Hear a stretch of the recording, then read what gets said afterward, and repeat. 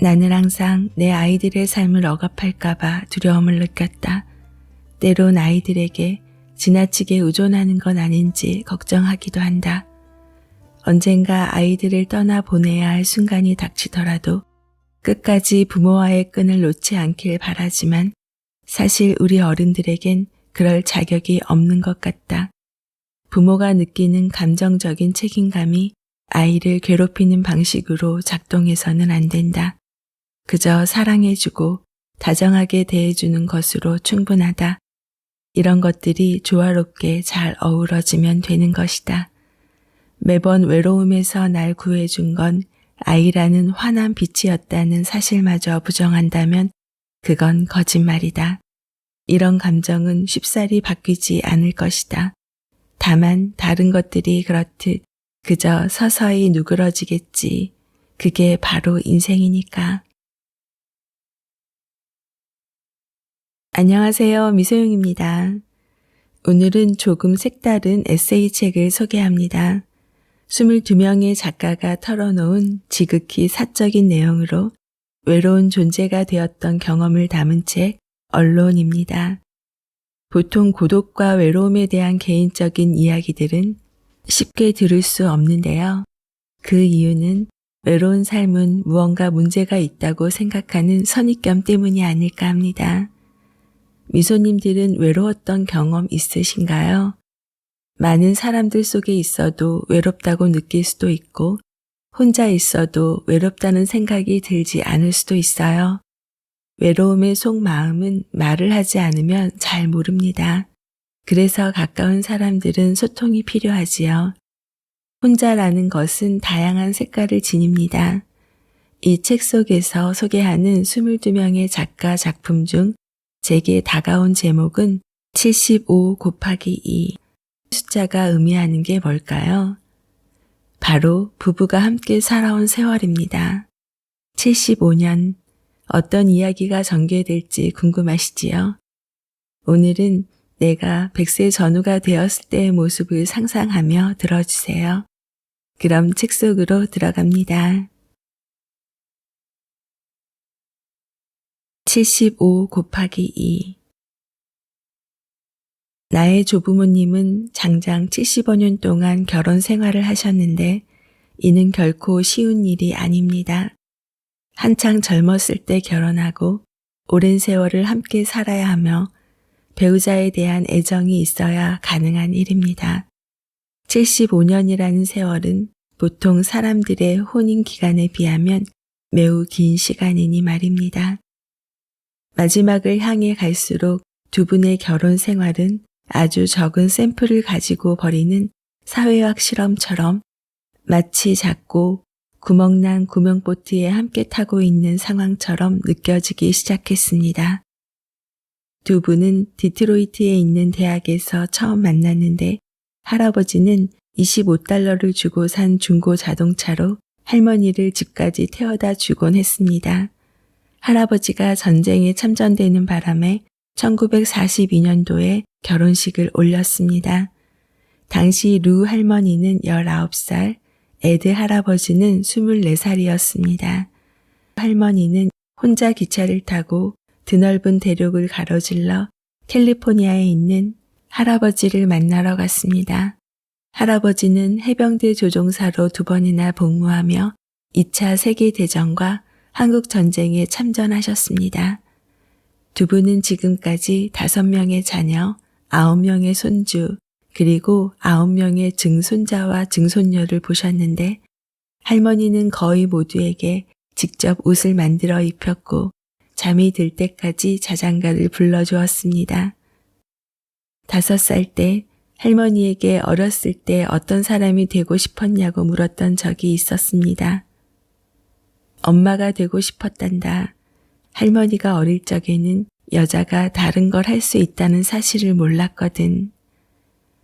할아버지가 은퇴한 후 두 분은 오리건주로 이사했습니다. 하이킹을 좋아하셨던 할머니는 다정하고 사교적인 성격의 소유자였고 승부욕 또한 대단해서 언제나 주위에 사람들이 몰려들었습니다. 사진 속의 할머니는 언제나 활짝 웃고 있었습니다. 조금 이른 나이에 까맣던 머리칼이 하얗게 새자 할머니는 미국 출신의 영화배우 진 세버그처럼 머리를 짧게 잘라버렸습니다.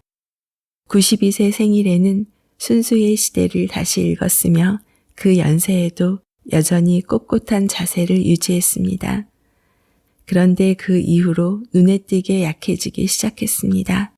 할아버지와 할머니 모두 건망증이 부쩍 심해졌고 귀가 먹어서 말을 잘 알아듣지 못했는데 그럴 때마다 서로 상대방이 치매에 걸렸다고 생각했습니다. 머리끝까지 짜증이 날 때면 할머니는 이렇게 말했습니다. 그동안 결혼 생활 잘 해왔잖아요. 그러니 이렇게 엉망으로 끝내서는 안 돼요. 결국 두 분은 수영장, 체육관, 식당, 다양한 게임과 퍼즐 놀이들을 즐길 수 있는 휴게실까지 갖춘 요양시설로 거처를 옮겼습니다. 두 분은 그곳에서도 평소처럼 친구를 사귀었지만 썩 내켜하지는 않았습니다. 98번째 생일날 할아버지는 케이크 위에 초를 후 불어 끈 뒤 이렇게 말했습니다. 앞으로 딱 1년만 더 살았으면 좋겠다. 진심이에요?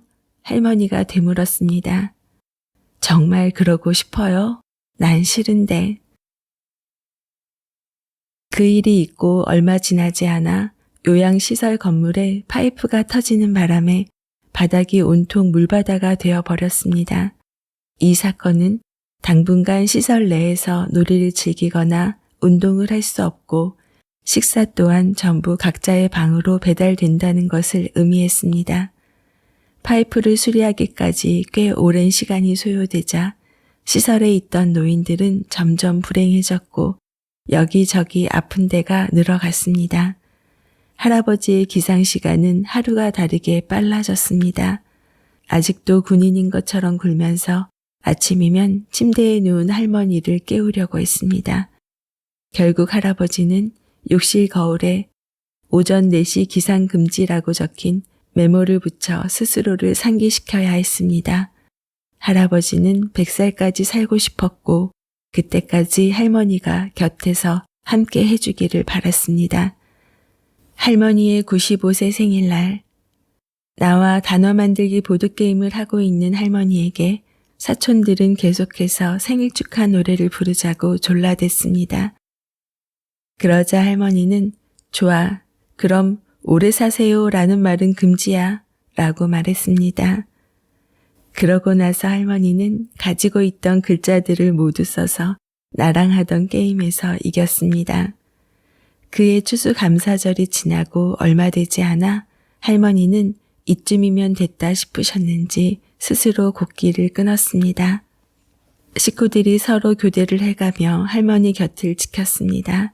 할머니는 가족 한 명 한 명에 대한 특별한 기억을 간직하고 있었는데 그들이 할머니의 손을 잡기 위해 다가갈 때마다 그동안 자신이 쭉 살펴보았던 부분이나 속으로 생각했던 점에 대해 하나하나 알려주었습니다. 할머니의 침실에서 나온 가족들은 곧바로 거실에 있는 할아버지에게로 갔습니다. 나도 안다. 저 사람이 떠나고 싶어 한다는 걸. 할아버지는 할머니의 의지가 얼마나 강한지 알고 있었습니다. 밤이 되면 할아버지는 혹시라도 할머니를 깨울까봐 조심조심 침대 위로 올라갔습니다. 할머니는 대부분 잠에 취해 지냈고 계속해서 호스피스 간호사에게 질문을 퍼부었습니다. 왜 이렇게 오래 걸리는 거야? 그러다가 이내 허리를 세우고 앉아 진토닉을 마실 수 있냐고 묻거나 밤새 재미난 이야기를 들려주기도 했습니다. 가끔 오렌지 주스를 찾을 때도 있었습니다. 놀랍게도 진토닉과 약간의 오렌지 주스만으로 할머니는 꽤 오랫동안 생명을 이어갔습니다. 그렇게 꼬박 2주가 흘렀습니다. 할머니가 세상을 떠나자 그녀의 두 딸이 시신 씻기는 걸 도왔습니다. 할머니의 유해는 지역의 군인 묘지에 묻혔습니다. 군에서 조종사로 보낸 세월 탓에 내이에 손상을 입은 할아버지는 제대로 균형을 잡지 못했고 아들의 도움으로 어렵게 휠체어를 타고 언덕을 올라 할머니의 시신이 묻힌 장소로 향했습니다. 우리는 할머니의 주검 위로 장미 꽃잎을 뿌린 다음 할머니가 생전에 가장 좋아했던 헤이주드를 함께 불렀습니다. 장례식을 마치고 떠나기 전 할아버지는 휠체어 밖으로 몸을 길게 빼더니 할머니가 묻힌 곳에 대고 이렇게 말했습니다. 금방 올게. 할아버지는 혼자 구명보트에 탄 채로 거의 101살까지 살았습니다. 물리치료사가 몸 상태를 확인하러 왔을 때만 해도 여전히 건강했고 농담하길 즐겼습니다. 그런데 그 이후 기억력이 점점 무너지기 시작했습니다. 가끔은 2차 세계대전과 한국전쟁을 헷갈리기도 했습니다. 이윽고 할아버지는 오랜 반려자이자 엄청나게 사랑했던 할머니를 점점 그리워하기 시작했습니다. 할아버지에게 할머니는 인생의 버팀목이자 기억의 보좌관이었으며 가장 열렬히 아꼈고 언제까지나 실망시키고 싶지 않았던 유일한 사람이었습니다. 101번째 생일을 몇 주 앞둔 어느 날 할아버지는 TV로 타이거 우즈의 골프 경기를 보고 있었습니다. 옆에 함께 있던 아들은 아버지가 경기를 보며 졸다 깨다 하는 걸 지켜봤습니다. 그렇게 잠이 든 할아버지는 다시는 깨어나지 않았습니다. 결국 할아버지의 101번째 생일 파티 계획은 장례식으로 변경되었고 약속했던 대로 할머니 곁에 묻혔습니다. 이제 더 이상 4시 기상은 없습니다. 두 분이 탄 구명보트는 호숫가의 가장 먼 곳까지 가서 멈추었습니다. 75년, 결혼 생활이라는 숫자를 보면서 우리 부부를 빗대어 생각하게 됩니다. 올해로 결혼 30주년이 됩니다. 앞으로 45년을 함께 해야 75년이 되네요. 지금까지 함께 살아온 시간보다 더 길게 함께 살아갈 날들을 생각해 봅니다. 미소님들이 결혼하셨다면, 결혼할 예정이라면 한번 상상해 보세요. 75년의 일생을 함께 살 배우자에 대해서요. 그리고 그 생활에 대해서요. 둘 중 누군가 한 명이 먼저 자리를 비우게 되고 또 혼자 남겨질 세월에 대해서도요. 요즘은 100세 시대라고 하니 75년을 함께 살다 돌아가신 노부부의 이야기가 저에게는 또 하나의 청사진으로 그려집니다. 죽음은 꼭 맞닥뜨리게 되는 상황이지요. 우리보다 먼저 세월을 살아내신 부모님의 모습, 그리고 현재 우리의 모습, 더불어 앞으로 살아가게 될 우리 자녀의 모습까지 인생은 참 닮아 있습니다. 아둥바둥 좀 다르게 살아보려고 노력하는 모습이지만 결국 결말은 죽음입니다. 어느 책에서 사랑이라는 것은 곁을 지켜주는 것이라고 했던 문장이 기억나는데요. 저는 할머니가 스스로 곡기를 끊었다는 문장이 아련하면서도 행복하게 생을 마감하시는구나 싶었습니다. 스스로가 마감할 수 있는 행복을 함께 가져갈 수 있다면 이것도 행운이구나 싶습니다. 현재 하루하루의 생활을 행복하게 살아가야 하는 이유이기도 합니다. 오늘은 언론의 22명의 저자 에세이 중 마일 멜로이님의 75 곱하기 2를 소개해드렸습니다. 들으면 들을수록 행복하게 미소 짓게 되는 미소영의 미소생각입니다. 오늘도 24시간 행복하세요.